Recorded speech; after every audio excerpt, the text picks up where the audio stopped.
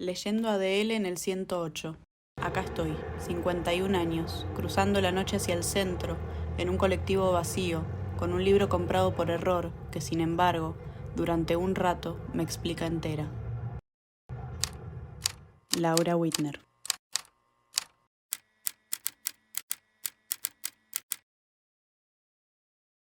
Nacida en Buenos Aires en 1967 y actualmente traductora y escritora, formó su pasión por leer y escribir desde el momento en que su maestra de primaria le enseñaba a producir el sonido de las letras. A los 15 años empezó a aprender inglés, potenciando aún más su vínculo con la literatura. Creo que mi papá, por ejemplo, es un referente importante para un montón de cosas para mí. No, pero referente, tal vez más que referente, me doy cuenta en retrospectiva de que propició que yo fuera hacia muchas cosas que después fueron centrales para mí, como por ejemplo la lectura y el aprendizaje del inglés, que es algo en lo que él me insistió mucho y yo me negaba y recién a los 15 le acepté. Después de las primeras interacciones con una compañera en primaria con quien compartía lecturas, asiste a un taller de literatura de sus 13 a sus 17 años con Juan Carlos Martini Real, su gran maestro, que le enseña todo sobre escribir narrativa y a fines de su adolescencia le impulsa a sacar su primer libro de cuentos con el grupo editor latinoamericano, cuentos que no entraban bien en el formato clásico.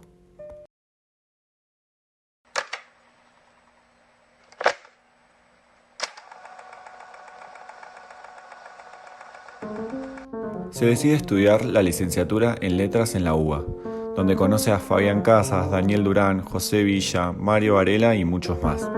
Así se da su primer contacto colectivo volcado a la literatura. Este es el tiempo y lugar en que comienza a escribir poesía, compartir libros y escritos propios. Esta trama de amistad y literatura se materializa en la publicación de la revista 18 Whiskies, donde en su segunda edición, Laura publica su primer trabajo de traducción con poemas de William Butler Yeats, marcando esta relación entre el traducir y la poesía, que la acompañará el resto de su vida.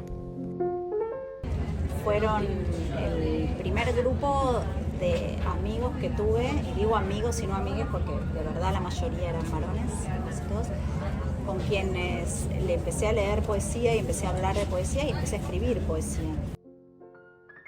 Ella habita la traducción y la poesía como una experiencia sensorial devenida en escritura en su producción. Y después andábamos juntos por la vida, de un lugar a otro, de una casa a otra. Ayer a la noche en la cena nos acordábamos con Fabián, como muchos días de estar días y noches juntos, de a 5, de a 6, durmiendo en el piso, todos amuchados de...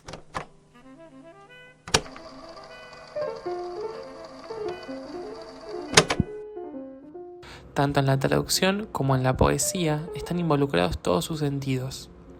En la primera, ella hace propias las palabras extranjeras, proyecta lo que lee y lo hace su mundo, internalizando el ritmo, el orden, las palabras y la respiración elegida por el autor. Pero al final siempre aparece ella misma.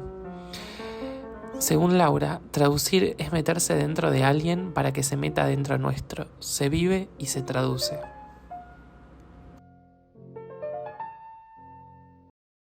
Hay un poema no tan viejo que me gusta mucho leer, que se llama ¿Por qué si me caigo mil veces me levanto?, que hace referencia a un poema de Almafuerte que se llama Avanti, que tiene que ver con mi hija y con mi hijo y con las cosas que me gustan y me ponen contenta y que vienen a mi rescate, porque son cosas fáciles de conseguir muchas veces, cosas que el mundo me ofrece y que salen y encuentro y me ponen contenta sin que las busque, sin hacer esfuerzo, digamos.